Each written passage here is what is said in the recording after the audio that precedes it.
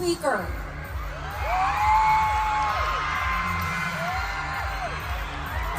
Kilala niyo to? I feel like she is very, very inspiring. She has empowered so many. And one thing I love about this woman is she really speaks her mind. And she definitely has a lot to say, and we can learn from that to talk about Sustainable Development Goal number 15, which is life on land, and to discuss her advocacy from cruelty to kindness, building a world without animal suffering. We are very fortunate to have with us today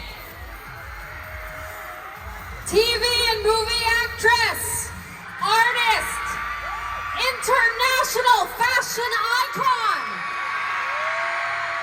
farm parent, a staunch animal welfare advocate, and the president of the Senate Spouses Foundation Incorporated, the lovely Miss Hart Evangelista!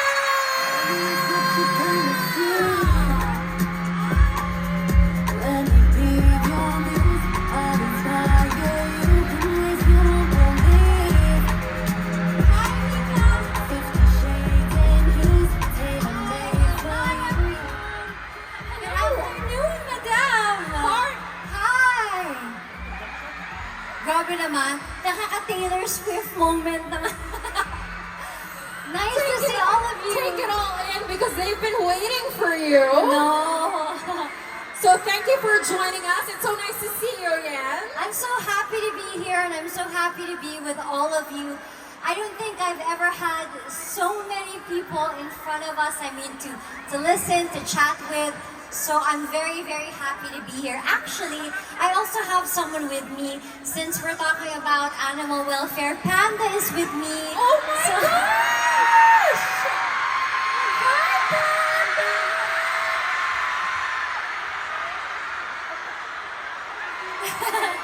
Say hi, Pan! Nangangagat siya. Oo nga! Mataray talaga yan. Hi, Panda! I'm a fan. Hi, Pan. Pan, it's okay.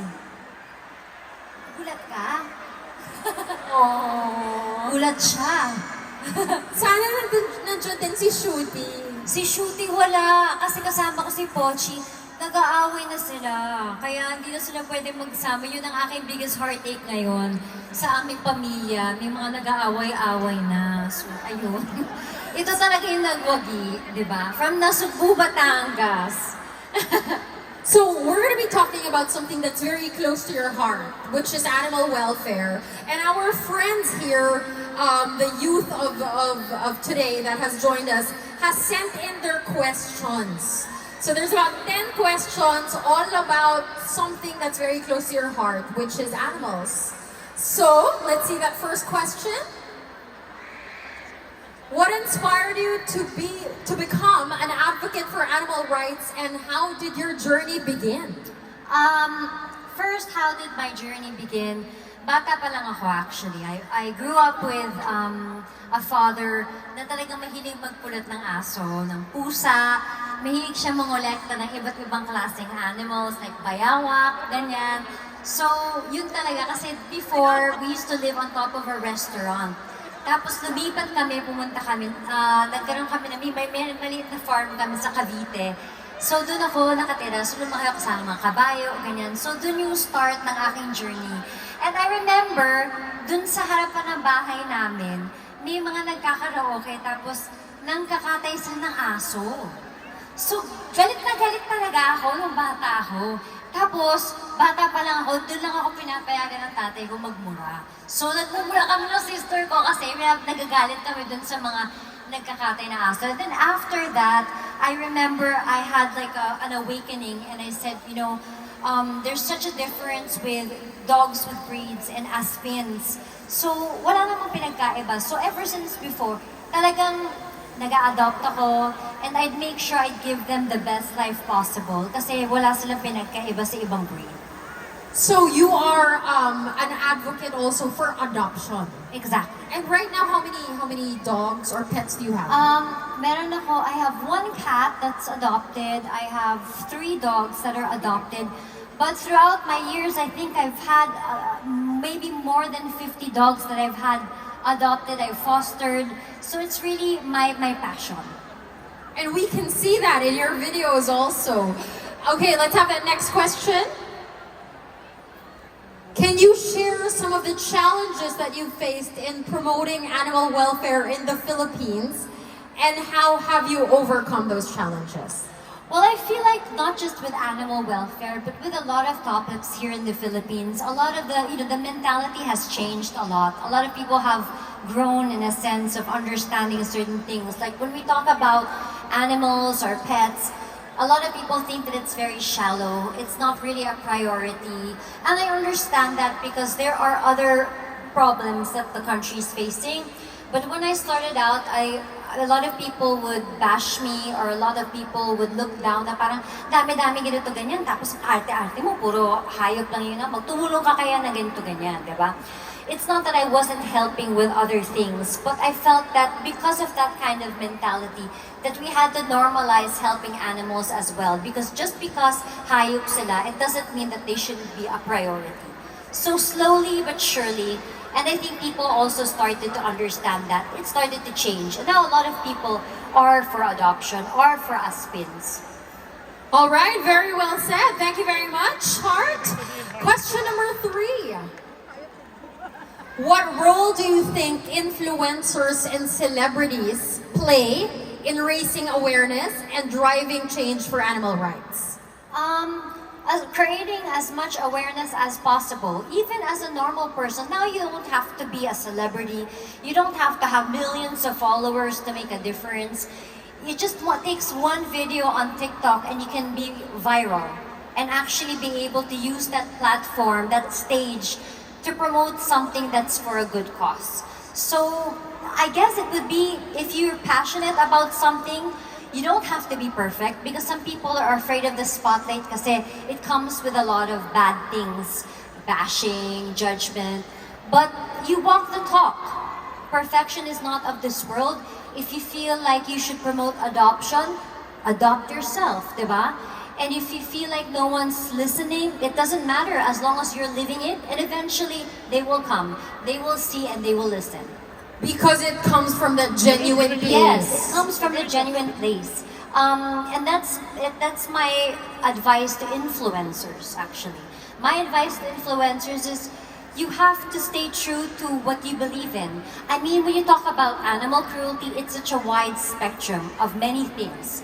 And you don't necessarily believe in the same things, but it can start with what you believe in for now. And it's not sustainable when it's not genuine. Yes, you really have to be authentic. You cannot keep the mask on for a very long time, you know. Okay, question number 4. These are very interesting questions, everybody. Thank you for sending them in.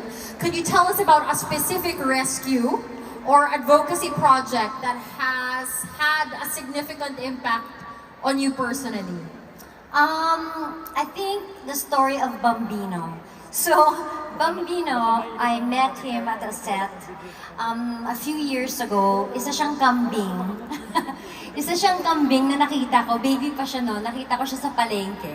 Nakatali lang siya. And I think parang parating na siya dun sa rurok ng kanyang buhay.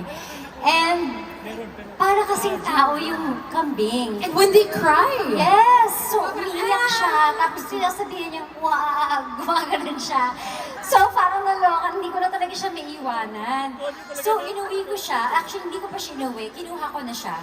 And I had a week dito sa location na to. Inalagaan ko siya. In the beginning, medyo aloof siya sa akin. But then eventually, nag-trust na siya. And then, kasama niya na si Panda, tinanggap na siya ni Panda, magkasama sila matulog, ganyan.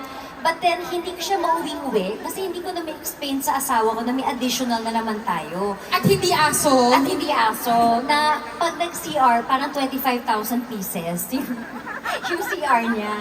So, parang hindi ko ma-explain. So, nakiusap ako dun sa production na pwede bang iuwi mo muna weekend lang? Kasi nakakuha na ako ng facility ng sanctuary sa Monday.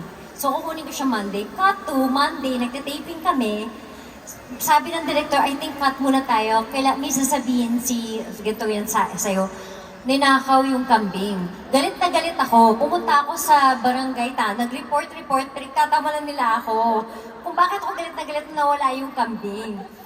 So yun yung siguro yung pinaka-memorable ko, pinaka-traumatizing ko. Kasi I get it na isa siyang kambing. Hindi pa ako makain ng kambing, pero kumakain naman ng karne. Nagigets ko na hindi lahat naiintindihan, pero still, it shouldn't stop you from doing what you love. Or even if pinagtatawanan ka ng tao, kung yun ang gusto mong gawin, yun yung gawin mo to save a life. I love that. So isa siya sa regrets ko sa buhay. So you don't know what happened to Bambino? Siyempre, ang nakakabuisit dyan, baby pa siya. So pinalaki pa yan for sure. Pinalaki pa siya bago siya na-end of journey. So ang haba ng kailangan niya pagdaanan. So traumatizing siya, iniisip ko, buhay pa siya after how many years? For sure, buhay pa yan. Pag Christmas, pag New Year, umiiyak ako dahil iniisip ko si Bambino. So yun lang yun. So hindi na siya nawala sa isip ko. Well, thank you for being so truthful about this impactful story. And as a fellow animal lover, I understand where that comes from. And I empathize with you as you miss Bambino. All right, can we see the next question? How do you balance your busy career, you're always traveling, with your commitment to animal welfare and your other advocacies? Okay, so how do I live a well-balanced life? I must admit the past years I wasn't. I didn't have like my priorities right. My family, my career, I was just go, go, go. I travel, I wouldn't think of anything else but what I wanted in my life, which is a career. But now, as you kind of mature, you know how to balance. The only thing that I love the most is that I do truly enjoy every single thing that I do. So when you love something, you will find time for it. It's the same as when you love yourself, you'll make sure that you're healthy so you can do multiple things at the same time. It's not easy, but I really try my best because I want to live a full life. And I don't want just to live a full life for myself. I want to live a good life that I did something, not just for myself, but for people that I don't really know or don't really know me. That I have a purpose. And your babies give you more reason to. Yes! Recently nabash siya. Pero trending siya. But I love her, you know? I love her so much. Tsaka bagay naman sa kanya. Naman, di ba? Sino mag-aakala? Charot. Di ba, Pan? Panda, somebody saying I love you. Yes, man. So behaved also. Yes, mas matalino ang mga aspin. In fact, di ba, Pan? Exactly. All right, next question. Halika nga dito. Dito ka. Ay, marunong siya magtagalog. Ano? Here. Dito ka. Anak, dito ka. Dito. Tabi tayo. Yan. Diyan. Yan. Yan ang gusto niya eh, di ba? Madaling kausap yan. Mahilig sumiksik. Yes. So what advice would you give to someone who wants to start advocating for animals but doesn't know where to start? You just have to go outside your house, just turn in the other corner, and the love is there. Nandun na siya nag-iintay sa'yo. Pulot lang ng pulot, no? You know, ito lang yun. We all sometimes have moments that we're lonely. Sometimes with our love lives, feeling natin, ano bang ginawa natin, bakit kulang sa parte na to. Love is actually waiting for you just around the corner. The unconditional love na binibigay ng aso, nandyan, aso, pusa. And if you want to do something, if you want to create awareness, don't think that you will create awareness. Just meaning to say, you do it for yourself, and then people will start to follow or start to listen. When they see you walking in the mall, and they see na aspin yung hawak mo, then you create awareness. So it starts again from the heart. And then eventually that will flow, and it becomes iridescent, it'll be everywhere and people can feel and see that. So again, for any charitable, for anything that you want to help promote it has to start from your core, from your being. And then again, do not be afraid that it'll always be people that will bash you. It doesn't matter. As long as nakakatulong ka, as long as that you're being able to, you have a purpose, then let them come in, bash me all you want, but you're making a difference. But to jump off from what you said, yun nga, di ba, pulot ng pulot, but maybe some of the people here think na, okay, Heart, at least ikaw may bahay ka kung saan mo sila pwedeng dalhin, and you can take as much as you want, really. But what about the ones wherein, like, they're students and they have no capacity to just randomly get a stray dog or a stray cat? What would your advice be for them? Well, then that's why you always have to, educate yourself. Where are the good, reputable adoption centers? There are a lot of adoption centers that actually don't accept dogs anymore. Diba? So may mga ganon. Meron din if you belong to a certain like Facebook society kind of pages, and you'll know who will be open for fostering. Again, fostering doesn't necessarily have to be forever. I've fostered a lot. Many times I didn't have the house that I had now. I used to live in a condo that didn't allow dogs at that time. Pinupuslit ko lang sila, di naman nila nakakita. Para-paraan lang. But the thing is, there are ways. Believe me, love can move mountains. And when you see a dog or a cat, you'll know it's love. You'll know if it's okay. Pinili ka niya, kukunin kita, paglalaban kita. So, small house, big heart is all that matters. Very well said. Next question. What are some of the most urgent issues facing animals in the Philippines today? And what actions do you believe are necessary to address them? A lot of people are talking about, like, that are going viral, kill shelters in the Philippines. I understand because I had to educate myself also with what's going on, what's happening behind the scenes. Believe me, I've seen horror. There were many times that I would, actually in the past, I didn't want to talk about it, I'll talk about it. There are many times na nalagay ako sa sitwasyon na kailangan kong maghakot ng 50 dogs dahil papatayin na sila bukas. And I've done that. I've done that like not so long ago. But the thing is, as long as hindi naayos ng government yung tamang sistema, as long as hindi nila binibigyan ng tamang budget ang mga facilities to do what they need to do, then it's gonna be the same. I know, thank you. I mean, I'm not a politician and I don't think I'm made to be one, but I'm not saying I'm dumb, but I don't think I'm made to be for that. But I'm not dumb and I'm smart Definitely enough. not. Definitely. I don't wanna, but I'm not dumb and I'm smart enough to understand when I listen to conversations, when I know the budget, when I know what should be given, when I know that there is a budget that can be used. I mean, hindi sa nagbubuhat ng bangko or anything, but I've seen shelters and I've been involved with certain shelters. Like in Sorsogon, we have a shelter there that's fairly new. We shelter dogs, we don't kill, but there are other shelters that kill thousands of dogs. And the worst part is, when they kill animals, they don't inject them. They do it the most horrible way. Tambucho, name it, and it's the most painful way to go. And I spoke to a lot of organizations, how we can help, how it's all, at the end of the day, it's all about educating people. It's about allotting, not a lot of money, but the right budget for the centers so they can do their job properly. Because there are doctors that work for the kill centers that do not want to do it anymore.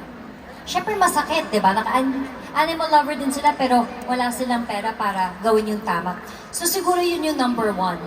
I understand also, sorry humaba, I understand also na we have other priorities in the country, but just because they're animals, it doesn't mean that we shouldn't also do what's right for them as well. It doesn't take a lot of money to do that. Someone has to fight for their rights because they don't have a voice and you've given them a voice. Yes. So thank you very much Yes, for kasi that. kung makapagsasalita si Panda, mamumura talaga niya lahat sila. Sa mga walang hiya. Mga hayop. Mga hayop kayo. Diba? Okay, I believe we still have a few more questions. Can you share any upcoming projects or initiatives that you're working on related to animal rights? Well, I've always been an advocate for animal rights, and I've been working with a lot of groups. But thankfully, I now am part of the Senate Spouses Foundation. And I didn't understand in the beginning how much of a huge vehicle it can be to create more awareness and to ask help. So when we had relief operations, we were able to really distribute a lot of dog food, cat food, very, very fast. So I think it's just really being present, being available, not just when you need help, but all the time, like on calls. So for me, whether the camera is on or not, whether I'm part of the Senate Spouses Foundation, I've always been present, and I think that's what we should be. We should always be present, whether there's social media or not, whether you're an influencer or not. Your heart is there for a reason. And your heart is very beautiful. Thank you so much. the But way- it can be a curse too sometimes. We all don't think so. You're wonderful. Everything that you're saying resonates with all of the animal lovers in the room. Am I right? Has Miss Hart inspired us to be more, more of an advocate for Aspens, even? Thank you so much. We have one last question, Hart. Yes. How do you think government policies can be improved to better protect animals? Well, I think that they're doing this now. I think that they're really working on the penalties. They're really, nowadays, when you hurt an animal, hindi na siya yung parang hindi pinag-uusapan. It's all over TikTok. It's all over social media. And I like that how proactive we are. Kahit yung mga hindi animal lover, parang nakikita nila kasi sa social media, so nakakurot talaga ng puso. And I feel like that gives pressure also to the government to do something about it, to shed light, to not just set it aside. And I feel like they're doing their part. But I think my advice probably would be for the people that belong to like PAWS, to the advocacy groups, because it takes a lot of strength to keep going. It takes a lot of love to keep going, even if you don't have the means to support what you need to do. So, siguro my advice would be for them to keep going. All right, everybody, a round of applause for Miss Hart Evangelista! Thank you so much! Nabitin naman ako! Oo nga, feeling ko we could have gone on and on. Thank you very much.